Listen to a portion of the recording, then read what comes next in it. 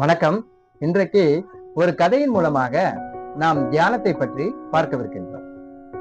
ஒரு இளம் மாணவன் ஒருவன் புத்தரிடம் வந்து கேட்டான், குருவே, தியானம் செய்வதால் உங்களுக்கு என்ன கிடைக்கிறது என்று.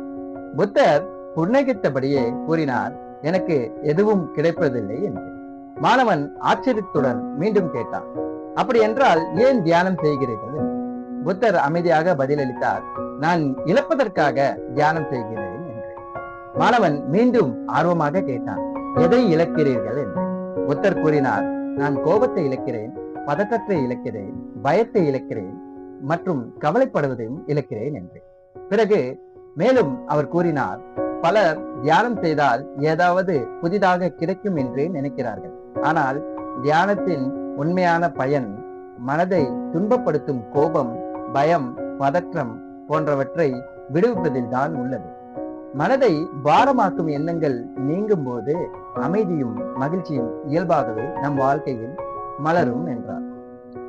நாம் இந்த தியானத்தை மிக எளிதாக பழக அஷ்டாங்க யோகத்தில் 8 படிகள் உள்ளன.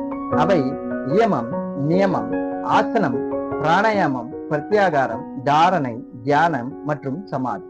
அதாவது தியானம் 7வது இடத்தில் இங்கு உள்ளது.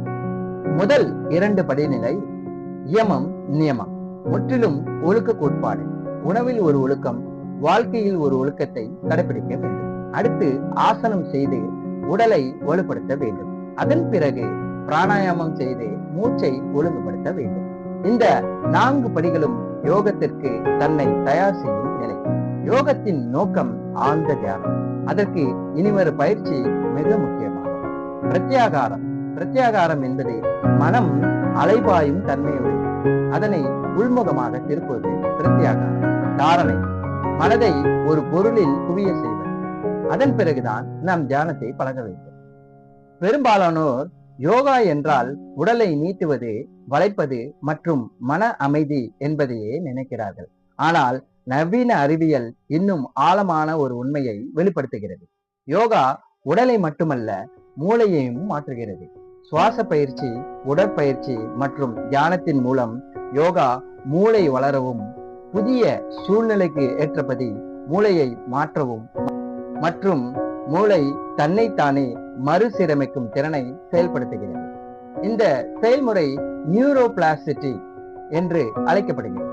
இது இன்று மனம், உடல் தொடர்பான ஆராய்ச்சிகளில் மிகவும் சுவாரஸ்யமான துறைகளில் ஒன்றாகும். நியூரோபிளாஸ்டிசிட்டி என்றால் என்ன என்பதை பற்றி இப்பொழுது நாம் பார்ப்போம். நியூரோபிளாஸ்டிசிட்டி